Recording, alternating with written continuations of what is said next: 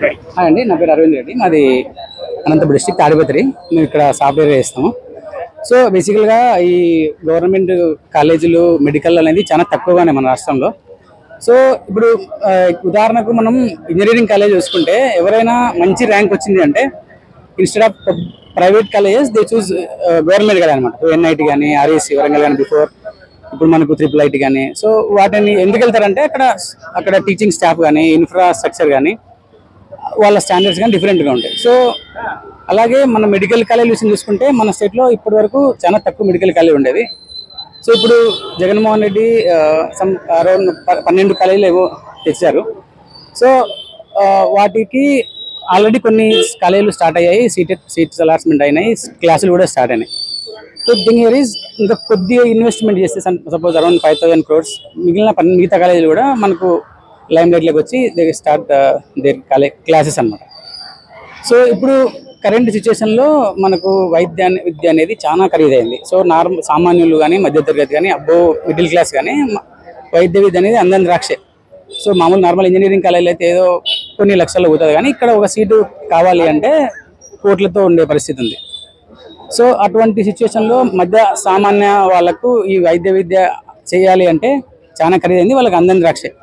So అటువంటి సిచ్యువేషన్లో ఇప్పుడు మనకు వచ్చిన కాలేజీల వల్ల దాదాపు 100ల సంఖ్యలో పేద గ్రామీణ విద్యార్థులు వైద్య విద్యను అభ్యసించగలుగుతారు.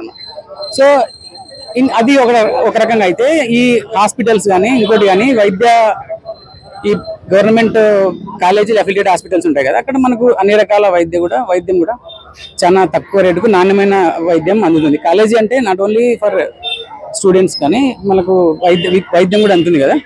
సో అవన్నీ ఒక కొద్ది ఇన్వెస్ట్మెంట్తో కంప్లీట్ అయ్యే ప్రాసెస్కు మొత్తం ప్రైవేట్గా అప్పగించడం అనేది గవర్నమెంట్ చాలా పునరాలోచించాలి.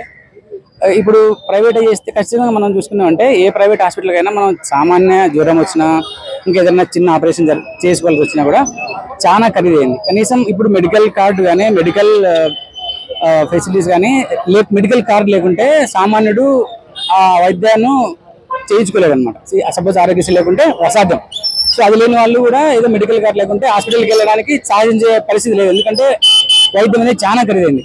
సో ఇవన్నీ పరిగణలో తీసుకుని మనకు వైద్య కళాశాలలో గవర్నమెంట్ ఆధ్వర్యంలో నడపడం అనేది ఇప్పుడు చాలా అత్యవసరం మన రాష్ట్రానికి. సో గవర్నమెంట్ కూడా ఈ PPP విధానాన్ని ఒకసారి తిరిగి ఆలోచించుకొని గవర్నమెంట్ దాంట్లోనే కొనసాగించాలని మా అందరి అభ్యర్థన. సో అందుకోసం మేము మా కోటి సంతకాల సేకరణ. సో వీలైనంత మంది మీరు కూడా మాకు మద్దతు తెలుపుతారని ఆశిస్తూ. ఇక్కడ హైదరాబాద్ లో ఉంటున్న ఈ ఆంధ్ర పీపుల్ ఎవరైతే ఉన్నారో చాలా మంది దీన్ని వ్యతిరేకించడం జరిగి అండ్ ఈ కోటి సంతకాల సేకరణకి చాలా మంది వాళ్ళు స్వతహాగా వచ్చి సంతకాలు చేయడం అనేది జరుగుతుంది. అదే విధంగా దీనికి ఒక ఆన్లైన్ ప్రాసెస్ కూడా వేరే కంట్రీస్ లో ఉంటున్న ఈ ఆంధ్ర ప్రజల కోసం పెట్టారు. సో వీటన్నిటిని చూసుకుంటే ఈ కార్యక్రమం ఎంతవరకు విజయవంతం అవుతుందని మీరు అనుకుంటున్నారు? ఖచ్చితంగా అవుతుంది. ఇది ఒక పార్టీకి సంబంధించింది కానీ ఇంకొక వ్యక్తికి సంబంధించింది కాదు. ఎందుకంటే ఇది వైద్యం అనేది మనిషి అన్నోడు ప్రతి ఒక్కడు వైద్యం చేసుకోవాల్సింది ఏదో సందర్భంలో.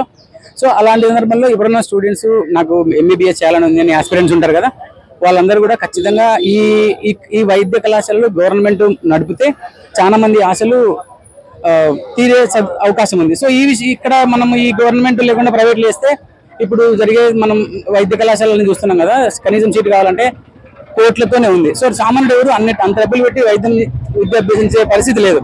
సో ఇది గవర్నమెంట్ కు ఆన్లైన్ పిటిషన్ పెట్టడం కూడా చాలా మంచి పద్ధతి. ఒకవేళ ఉంటే యూజ్ చేసుకోండి. దయచేసి ఇది ఏ పార్టీకి సంబంధించింది, ఓ వ్యక్తికో ఒక ముఖ్యమంత్రికో సంబంధించింది అండి. అందరూ చదువుకునే వాళ్ళ ఇంట్లో చదువుకునే వాళ్ళ పిల్లలు ఉన్న వాళ్ళందరూ కూడా దీనికి మద్దతు తెలుపుతారని ఆశిస్తూ మీరందరూ వచ్చి పార్టిసిపేట్ చేసి ఈ కార్యక్రమాన్ని